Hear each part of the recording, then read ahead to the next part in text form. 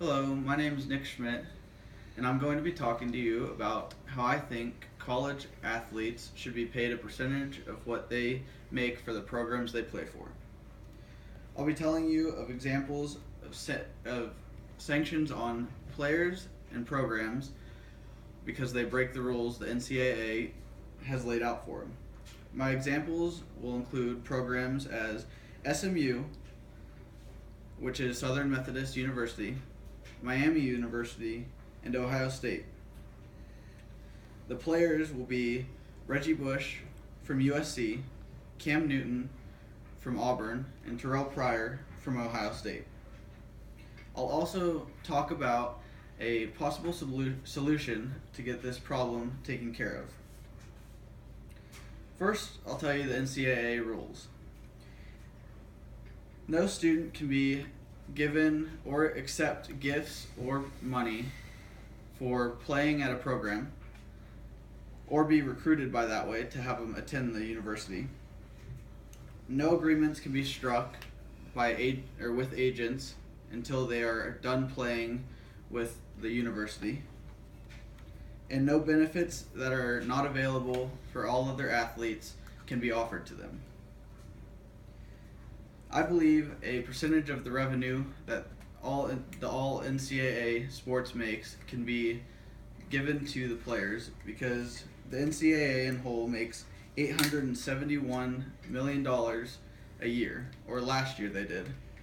And coaches like Nick Saban and Les Miles make millions of dollars. Nick Saban, the head coach of Alabama, is making over $7 million, and Les Miles of LSU is making over $4 million. Of course, they are proven championship coaches, but to put that in perspective, the head coach of the Pittsburgh Steelers makes under $3 million a year, and that's a professional sport. Recruiting has a lot of sanctions possible on it because you can't pay players to join. You can't make them promises that would break the rules, like giving them gifts like cars or paying for cars or anything like that. For example, Cam Newton, when he was a JUCO player, he won a national championship and was really highly recruited by a lot of universities, so all the eyes were on him. And his dad was trying to strike a deal with Mississippi State, allegedly, to get hundreds of thousands of dollars for him to attend Mississippi State. Although Cam Newton didn't attend there and he went to Auburn University and ended up winning them a national championship, he was found guilty of the sanctions and was ineligible for a day, and then Auburn proved him to be not guilty because he was not aware of the deal and did not get anything from it. Another example would be Terrell Pryor from Ohio State University. He was giving away his rings and other awards in exchange for tattoos, and also possibly receiving money for cars throughout his college career. He ended up leaving Ohio State University and going undrafted and joining the supplemental draft and making it to the NFL, but his draft stock was affected extremely. The University of Miami was also sanctioned, and they lost scholarships for 2 years. They were down 15 scholarships each year because one of their biggest boosters was caught giving money to the athletes, and some of the administration knew about it, and so they were sanctioned for those 2 years and a slap on the wrist. Another player that was in this whole pool of sanctions was Reggie Bush from USC. He was the Heisman winner in 2005, and at the end of the year, when he graduated, was accused of taking money to play, and he denied it right away and ended up going number 2 in the draft to the New Orleans Saints. But then years down the road, the allegations reappeared, and more knowledge came up, and he ended up giving back his Heisman Trophy and USC was sanctioned and not bowl eligible for 2 years, and they had to forfeit all the games Reggie Bush was involved in those years. The biggest sanction of them all in the NCAA was Southern Methodist University. At the time, they were a championship caliber team, and they competed for the championship, were competing for it year after year. They were caught also paying the players, the boosters were paying the players and recruiting by offering money and gifts, and they ended up getting the death sentence, which was they were out of a year of football. They could not play the whole year of football, and the next year they weren't allowed to play any home games, but they forfeited the rest of their away games because they didn't think it was safe to bring the players that remained to play in away games.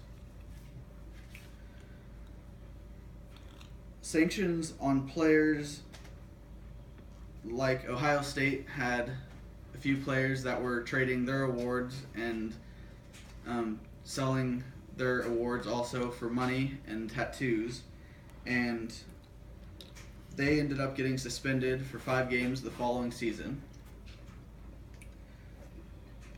A study done by 2 professors from big named universities, they compared the athletes not getting paid by the universities as unfair working conditions.